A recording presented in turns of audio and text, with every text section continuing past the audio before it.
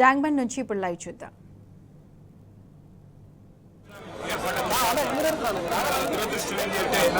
జీవితంలో ఒకసారి జై తెలంగాణ వెళ్ళి ఒక్కరోజు కూడా అమరవీరుల స్థూపానికి నమస్కరించిన వ్యక్తి ఇవాళ తెలంగాణ ముఖ్యమంత్రి ఒక రకంగా దురదృష్టం. అయినప్పటికీ ప్రజాస్వామ్యంలో ప్రజలు ఎవరిని ఎన్నుకుంటే వారు మరి ప్రభుత్వాన్ని నడుపుతారు. కానీ దురదృష్టం ఏంటంటే తెలంగాణ చరిత్రని, తెలంగాణ పోరాటాన్ని, తెలంగాణ యొక్క పౌరుషాన్ని అవమానించే విధంగా ఈ ప్రభుత్వం వ్యవహారం చేస్తుంది. ఇవాళ తెలంగాణ అమరవీరుల త్యాగాలను కూడా అవమానించే విధంగా ఈ ప్రభుత్వం వ్యవహారం చేస్తూ ఉంది. తెలంగాణలోని ప్రతి వర్గాన్ని మోసం చేస్తూ ఉంది. అందుకే కేసీఆర్ గారు చాలా వివరంగా లేఖలో అన్ని విషయాలు చెప్పారు. నేను దాని లోతుల్లో పోను. తప్పకుండా ఈ ప్రభుత్వం ముఖ్యంగా కాంగ్రెస్ ప్రభుత్వానికి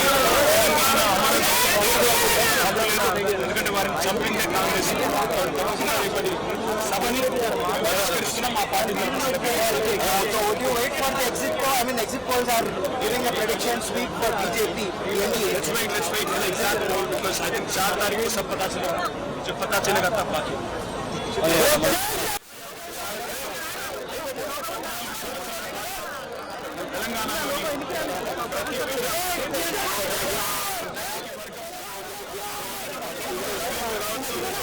ఉపాధ్యాయులు కావచ్చు, విద్యార్థులు కావచ్చు, న్యాయవాదులు కావచ్చు, తెలంగాణలోని సంపన్న వర్గం ఆర్టీసీ కార్మికులు, సింగరేణి కార్మికులు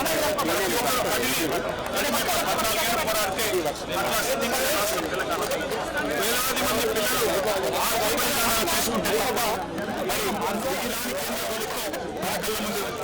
ఇవాళ 10 సంవత్సరాలు తెలంగాణ రాష్ట్రం ఏర్పడిన తర్వాత ఘనంగా ఈ రాష్ట్ర అవతరణను ఈ దశాబ్ది పూర్తి చేసుకున్న సందర్భంగా చాలా గర్వంగా ఒక తెలంగాణ బిడ్డగా మేమందరం కూడా జరుపుకుంటా ఉన్నాం. అందులో భాగంగానే ఈరోజు తెలంగాణ కోసం అసువులు బాసిన అమరులైన 1952 నుంచి 2014 వరకు అమరులైన వేలాది మంది స్మృతిలో, వారి యాదిలో ఈరోజు మరి మా పార్టీ తరఫున తెలంగాణ అమరవీరుల స్థూపమైన గన్ పార్క్ నుంచి అమరజ్యోతి దాకా ర్యాలీ నిర్వహించాం.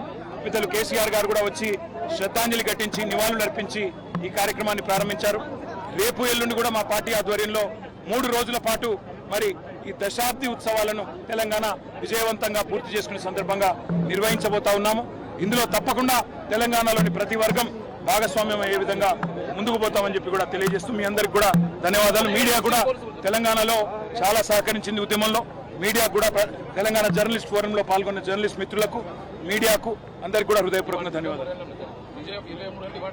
టీజీఎఫ్ కూడా 23 ఏళ్లు పూర్తి చేసుకున్న తెలంగాణ జర్నలిస్ట్ ఫోరం కూడా వారికి కూడా హృదయపూర్వకంగా ధన్యవాదాలు. హృదయపూర్వకంగా ఎగ్జిట్ పోల్ తో నిమిత్తం లేకుండా ఎగ్జాక్ట్ పోల్ రిజల్ట్స్ 4 తారీఖు నాడు వస్తాయి. ఆ రోజు అన్ని విషయాలు వివరంగా మాట్లాడుతాం.